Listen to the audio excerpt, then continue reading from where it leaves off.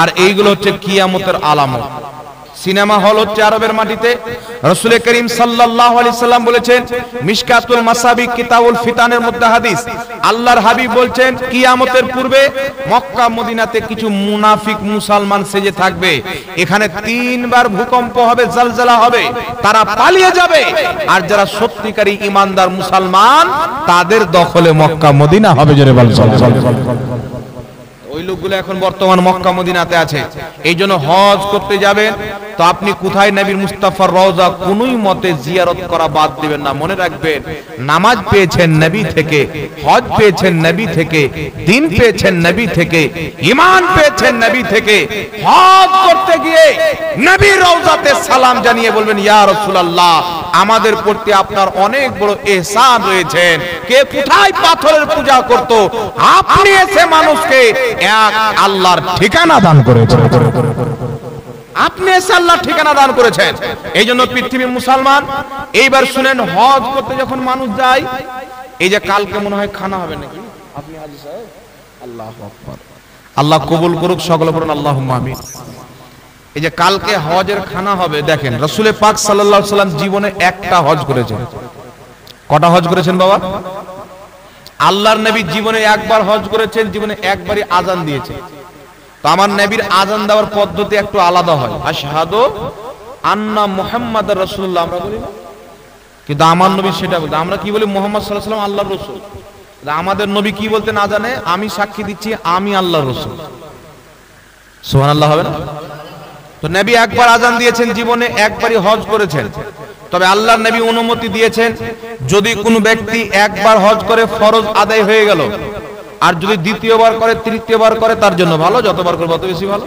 তবে একবার ফরজ মালিকে নেসাবের প্রতি, যার কাছে এত সম্পদ আছে, হজ করতে গিয়ে আসবে, তার ছেলে মেয়ে খাওয়া দাওয়া করে কোনো টেনশন নাই, তার হক মেরে গেল না। ছেলে মেয়েকে ভিখারি রাস্তার কোটরা ধরিয়ে হজ করতে চলে গেল, ওর উপর হজ ফরজ হয় না। কথা বুঝতে পারলেন? তো হজ করতে মানুষ গেলে খাওয়া দাওয়া করেন। নবী হজ করেছেন, আবু বকর ওমর করেছেন, সাহাবী করেছেন, হযরতে ইমামে হুসেন যত বছর বেঁচে ছিলেন ততটা হজ করেছেন। তো তিনারা কোনোদিন হজ করতে গিয়ে মানুষকে খাওয়া দাওয়ার ব্যবস্থা করেননি, কিন্তু এখন করা হচ্ছে। কেন এবং এটা করালে কি লাভ আছে না ক্ষতি আছে? এখন মানুষকে খাওয়া দাওয়া এই জন্য করা হয় যে 10টা মানুষের দোয়া পাবে, আল্লাহ যেন তার হজটা কবুল করে। আর আমার নবী কি বলেছেন জানেন? যদি কোনো ব্যক্তির জানাজার নামাজ পড়ে 3টা মুসলমান বলে দেয় লোকটা খুব ভালো ছিল, ও জান্নাতি। কোন হাদিস আছে 4টা লোক যদি বলে দেয় ভালো ছিল, জান্নাতি। কোন হাদিস আছে 40টা লোক যদি তাকে ভালো ভালো, তো জান্নাতি।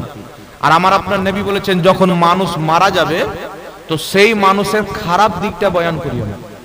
একটা লোক মারা গেল, ওই লোকটার 99টা দিক খারাপ, একটা দিক ভালো। রাসূল পাক বলছেন 99টাকে ঢাকা চাপা দিয়ে যেই দিকটা ভালো আছে সেটা বয়ান করো। কারণ কোন মৃত্যু ব্যক্তির ব্যাপারে যদি 2-4 জন ভালো কথা আলোচনা করে, আল্লাহ তাকে ভালোবেসে নেয়। সুবহানাল্লাহ। কথা বুঝতে পারছেন বাবা? তো মানুষকে খাওয়া দাওয়া করানো এটা খারাপ কাজ নয়। এটা আপনার হজের টাইমে হোক, খাতনার টাইমে হোক, আপনার বিবাহের টাইমে হোক, বা এমনি খুশিতে আপনি যখন ইচ্ছা খাওয়ান মানুষকে, ভালো কাজ। রাসূল পাক বলেছেন, বুখারী শরীফ প্রথম খণ্ড হাদিস নাম্বার 12 ঈমানের চ্যাপ্টার। রাসূল পাক সাল্লাল্লাহু আলাইহি সাল্লামকে জিজ্ঞাসা করা হলো, ইয়া রাসূলুল্লাহি আইয়ুল ইসলামে খায়রান, ইয়া রাসূলুল্লাহ ইসলামের উত্তম আমল কি? আমার নবী বলেছেন, তুতিমুত তাআম ওয়া তাকরাউস সালাম, ইসলামের উত্তম আমল হলো মানুষকে খাওয়া দাওয়া করা এবং মানুষকে সালাম করা। আর জোরে হবে না সুবহানাল্লাহ? ইসলামের উত্তম আমল কি? মানুষকে খাওয়া দাওয়া করা, মানুষকে সালাম করা। আরেকটি হাদিস শুনেন মিশকাতুল মাসাবির মধ্যে, রাসূল পাক বলছেন, কিয়ামতের ময়দানে আল্লাহ পাক মানুষকে জান্নাত দেখাবে। তো জান্নাতে কিছু এমন ক্যামেরা হবে যার ভিতর থেকে বাহির, বাহির থেকে ভিতর দেখা যায়, মানে কাঁচ সিস্টেম ধরে। তো সাহাবী বললেন, হুজুর ওই এত সুন্দর ক্যামেরা আল্লাহ কাকে দিবেন? রাসূল পাক আলাইহিস সালাতু ওয়াস সালাম বলছেন, তোমাদের মধ্যে যারা মানুষকে বেশি করে খাওয়াবে এবং রাতে তাহাজ্জুদের নামাজ পড়বে, আল্লাহ তাদেরকে ওই ক্যামেরা দান করবে। সুবহানাল্লাহ। সহিহ ইবনে হিব্বানের মধ্যে একটি হাদিস, কওমে বনি ইসরাইল, রাসূল পাক বলছেন, কওমে বনি ইসরাইলের একজন ব্যক্তি মাঠে কাজ করতে করতে পিপাসিত হয়েছে। কূপের কাছে এসে পানি তুলেছে এক বালতি পান করব বলে, সামনে একটা কুকুর হাঁপাচ্ছে। লোকটা চিন্তা করলো হয়তো আমি যেমন পিপাসিত হয়েছি কুকুরটাও তেমন পিপাসিত হয়েছেন। ওই লোকটা তখন কি করলেন জানেন? ওই লোকটা এক বালতি পানি তুলে কুকুরকে পান করিয়ে দিলেন। রাসূল পাক বলছেন কুকুরকে পানি পান করার কারণে আল্লাহ পাক তার সঙ্গে সঙ্গে মাগফিরাত করে দিলেন। মাগফিরাত মানে কি? ওর সব গুনাহ মাফ, জান্নাতি। জোরে বলেন না সুবহানাল্লাহ।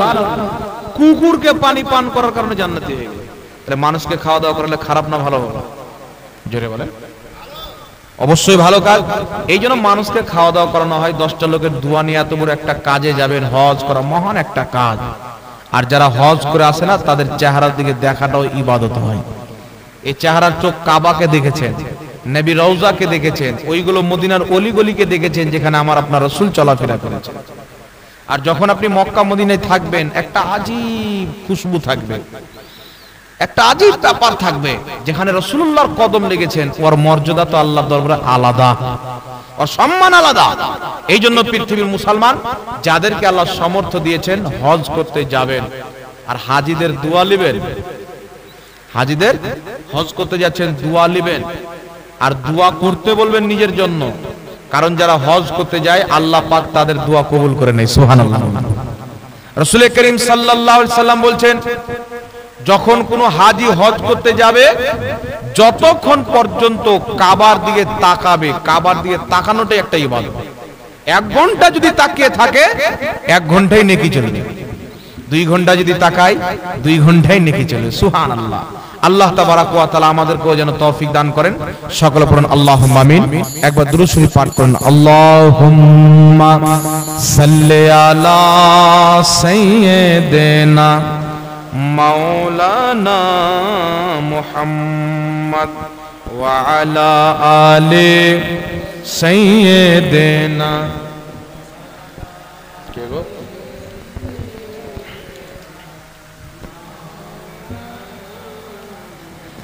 সাল্লু আলা মুহাম্মাদিন সাল্লু আলা মুহাম্মদ হরদম ज़बान से निकालो पाक नामे मुहम्मद हरदम ज़बान।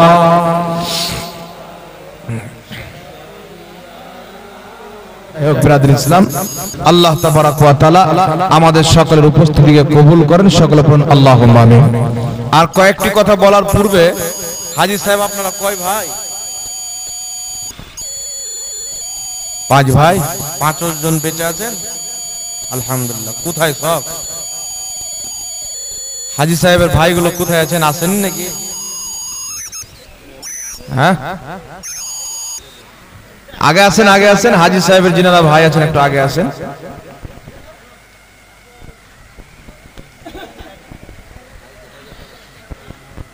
মাশাআল্লাহ। এখানে একটু কষ্ট করে দাঁড়ান বাবা। আচ্ছা 5 ভাই হাজী সাহেবকে ধরে 5 ভাই তো 2 জন হাজী সাহেবকে দিয়ে, আর কই 3 জন? আচ্ছা না পড়ো, আসো। আর কই সব?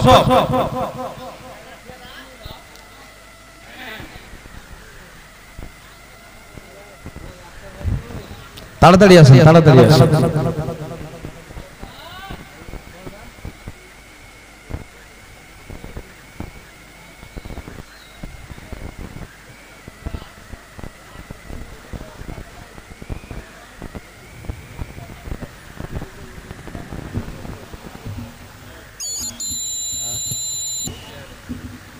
নাই নাকি? একজন? কয়জন হলেন? 2 জন।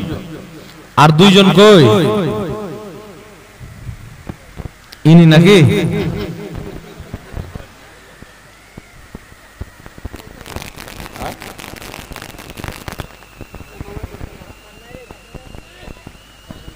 না থাকলে বাড়ি থেকে নিয়ে আসেন। যান। কত দূরে বাড়ি আছে? ডাকেন।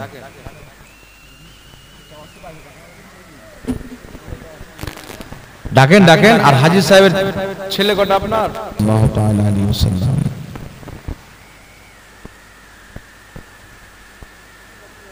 একবার দুরূদ শরীফ পাঠ করুন। আল্লাহুম্মা সাল্লি আলা সাইয়্যিদিনা মাওলানা মুহাম্মদ ওয়া আলা